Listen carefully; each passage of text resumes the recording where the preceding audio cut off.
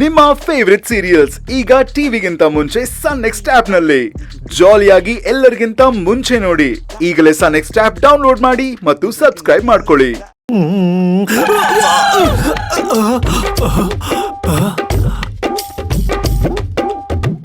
ಏನ್ ಹೇಳಿ ಅಂದ್ರೆ ರಾತ್ರಿ ದಿನ ಇಳಿದಿಲ್ವಾ? ಅಯ್ಯೋ ಬಿಡ್ತು ನಿಮ್ಮವ. ಅಲ್ಲ ನಿಮ್ ಮಗುನ್ ತರ ನನ್ನನ್ನು ಕುಡ್ಕಾಣ್ಕೊಂಡ್ರ? ನಾನೇನು ಡೈಲಿ ಕುಡಿಯೋದಿಲ್ಲ, ಸುಮ್ನೆ ಅವಾಗೊಮ್ಮೆ ಇವಾಗೊಮ್ಮೆ ಅಷ್ಟೇ. ಒಂದ್ಸಲ ಕುಡಿಲಿ, ವಾರಕ್ಕೊಂದ್ಸಲ ಕುಡಿಲಿ ಅಥವಾ ವರ್ಷಕ್ಕೊಂದ್ಸಲನೇ ಕುಡಿಲಿ, ಅವ್ರನ್ನ ಕುಡ್ಕ ಅಂತಾನೆ ಕರೆಯೋದು. ಏನ್ ಮಾವ ನೀವು ಒಟ್ನಲ್ಲಿ ನಿಮ್ ಮಗನ್ ಪರವಾಗಿ ಮಾತಾಡೋದ್ರಲ್ಲಿ ಭಾರಿ ಎಕ್ಸ್ಪರ್ಟ್ ಆಗಿದ್ದೀರಾ ಬಿಡಿ. ಸರಿ, ಅದನ್ನೆಲ್ಲ ಬಿಡಿ. ಈಗ ನೀವ್ ಯಾಕೆ ಬೀಳಕ್ ಹೋಗಿದ್ರಿ ಅದನ್ನ ಹೇಳಿ. ಅಯ್ಯೋ ಏನ್ ಹೇಳಿ ಮಾವ, ಅವತ್ತು ನಿಮ್ ಮಗ ಕಾಫಿ ಹಿಡ್ಕೊಂಡು ಹೋಗ್ತಾ 8ನೇ ಅದ್ಭುತ ತೋರಿಸ್ದ. ಇವತ್ತು ನೀವು ಕಾಫಿ ಹಿಡ್ಕೊಂಡು ಹೋಗ್ತಾ 9ನೇ ಅದ್ಭುತ ತೋರಿಸಿದ್ರಿ. ಅದಕ್ಕೆ ಇದೆಲ್ಲ ನೋಡಿ ನನ್ನ ತಲೆ ಗಿರ್ರಂತು ಮಾವ. ಅಲ್ಲ ಮಾವ, ನಮ್ಮನೆ ಕೆಲಸದವರು ಎಲ್ಲ ಹಾಳಾಗ ಹೋಗವ್ರೆ.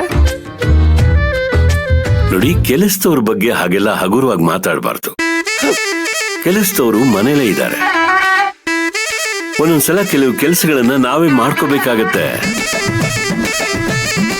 ಅಂದ್ಮೇಲೆ ಕೆಲಸದವ್ರೆಲ್ಲ ಯಾಕೆ ಬೇಕು? ಅವ್ರನ್ನೆಲ್ಲ ಮನೆ ಕಳ್ಸ್ಕೊಡಿ, ನಾವೇ ನಮ್ ಕೆಲಸ ಮಾಡ್ಕೊಳ್ಳೋಣ.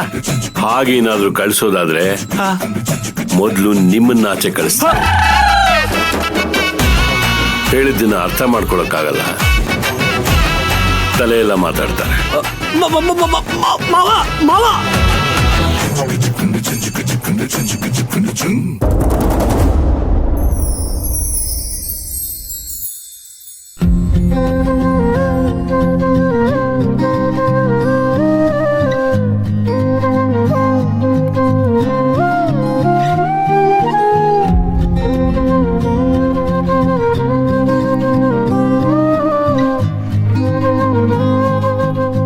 Good morning Mayuri.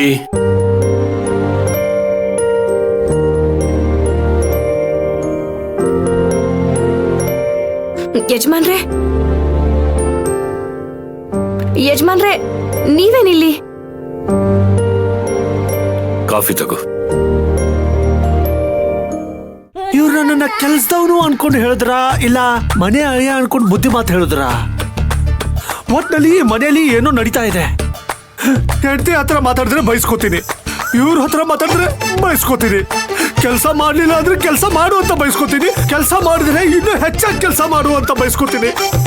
ಒಟ್ನಲ್ಲಿ ನಾನು ಈ ಮನೇಲಿ ಇದ್ರೆ ಬಯಸ್ಕೋತೀನಿ. ಅದಕ್ಕೆ ಯಾರಿಗೂ ಹೇಳ್ದೆ ಹಿಮಾಲಯ ಪರ್ವತಕ್ಕೆ ಹೋಗಿ ಒಂಟಿ ಕಾಲಲ್ಲಿ ತಪಸ್ಸಕ್ಕೆ ನಿಂತ್ಕೊಂಡ್ ಬಿಡ್ತೀನಿ.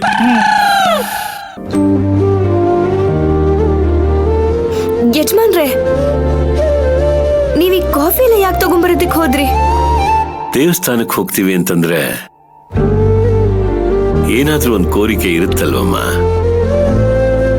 ಹಾಗೆ ನಿನ್ನ ಹತ್ರ ಒಂದು ಬೇಡಿಕೆ ಇತ್ತು, ಅದನ್ನ ಹೇಳೋಣ ಅಂತಾನೆ ಕಾಫಿ ತಂದೆ. ನನ್ನ ಹತ್ರ ಏನ್ ಹೇಳೋದಕ್ ಬಂದ್ರಿ ಯಜಮಾನ್ರೆ?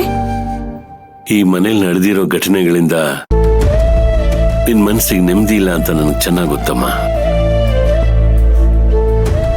ರಾಜೇಶ್ವರಿ ನಿನ್ನ ಸೊಸೆ ಅಂತ ಒಪ್ಕೊಳ್ದೆ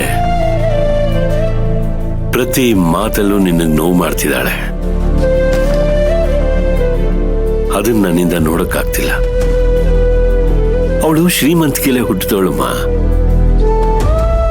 ಅಹಂಕಾರ, ಗರ್ವ ಅನ್ನೋದು ರಕ್ತಗತವಾಗಿ ಬಂದ್ಬಿಟ್ಟಿದೆ. ನಾನು ಅವಳನ್ನು ಬದಲಾಯಿಸೋಕೆ ಭಗೀರಥ ಪ್ರಯತ್ನ ಪಟ್ಟಿದ್ದೀನಿ. ಈಗ ಅದನ್ನೆಲ್ಲ ಬಿಟ್ಬಿಟ್ಟೆ. ಆದ್ರೆ ಅದರಿಂದ ನಿನ್ ಮನಸ್ಸಿಗೆ ಎಷ್ಟು ನೋವಾಗಿದೆ ಅಂತ ನನಗೆ ಚೆನ್ನಾಗಿ ಗೊತ್ತು. ಅದಕ್ಕೆ ನೀನು ತಾರಕ್ 4 ದಿವಸ ಹೊರಗಡೆ ಎಲ್ಲಾದ್ರೂ ಹೋಗಿ ಬಂದ್ರೆ ನಿನ್ ಮನಸ್ಗೂ ಸಮಾಧಾನ ಆಗತ್ತೆ.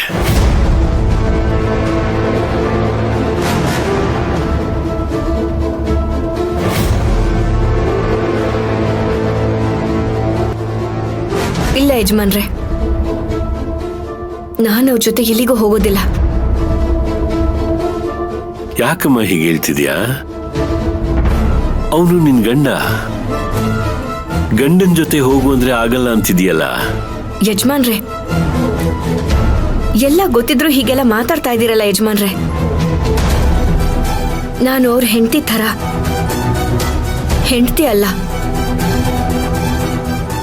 ಹಾಗಿರುವಾಗ ನಾನು ಅವ್ರ ಜೊತೆ ಹೊರಗಡೆ ಹೇಗೆ ಹೋಗೋದಿಕ್ಕಾಗತ್ತೆ? ಹೀಗೆಲ್ಲ ಮಾತಾಡಿ ನನ್ನ ಮನಸ್ಸನ್ನು ನೋಯಿಸ್ಬೇಡ ಅಮ್ಮ.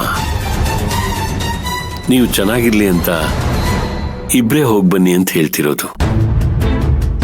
ನೀವಿಬ್ರೇ ಇದ್ದಾಗ ಒಬ್ಬರನ್ನೊಬ್ರು ಅರ್ಥ ಮಾಡ್ಕೊಳ್ಳೋಕೆ ಸಹಾಯ ಆಗತ್ತೆ. ನನ್ನ ಜೀವನದ ಅರ್ಥನೇ ಕಳ್ಕೊಳ್ಳೋ ಹಾಗೆ ಮಾಡಿದ್ದ ಅವ್ರ ಜೊತೆ ಹೋಗಿ ನಾನೇನ್ ಅರ್ಥ ಮಾಡ್ಕೊಳ್ಳಿ ಯಜಮಾನ್ರೆ? ದಯವಿಟ್ಟು ಈ ವಿಚಾರವಾಗಿ ನನಗೆ ಬಲವಂತ ಮಾಡಬೇಡಿ. ಬಂಗಾರಿ, ಬಲವಂತಕ್ಕೆ ಅಂತ ಏನು ಇಲ್ಲ. ಡ್ಯಾಡ್ ಹೇಳ್ತಿದ್ದಾರೆ ಅಂದ್ಮೇಲೆ ನಮ್ಮಿಬ್ರು ಒಳ್ಳೇದಕ್ಕೆ ತಾನೆ. ನಾನ್ ಬರಲ್ಲ ಅಂತ ಹೇಳಿದ್ರು ಯಾಕೆ ಸುಮ್ನೆ ಬಲವಂತ ಮಾಡ್ತಾ ಇದ್ದೀರಾ? ಈಗ ನಿನಗ್ ಬಲವಂತ ಅಂತ ಅನ್ನಿಸ್ಬೋದು ಸಿಂಗಾರಿ, ಆದ್ರೆ ಆ ಜಾಗ ನೋಡಿದ್ಮೇಲೆ ಆ ಜಾಗನೇ ನಿನಗ್ ಸ್ವರ್ಗ. ಬಲವಂತ ಅಂತ ಅನ್ಸಲ್ಲ, ಇರೋ ಬರೋ ದುಃಖ ಎಲ್ಲ ಕಳೆದೋಗುತ್ತೆ.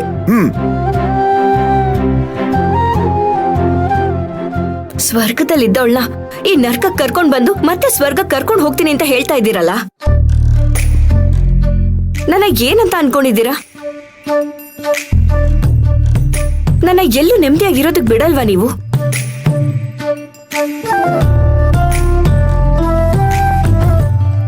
ನೀನ್ ಸಂತೋಷವಾಗಿರ್ಬೇಕು ಅನ್ನೋದೇ ನನ್ನ ಆಸೆ.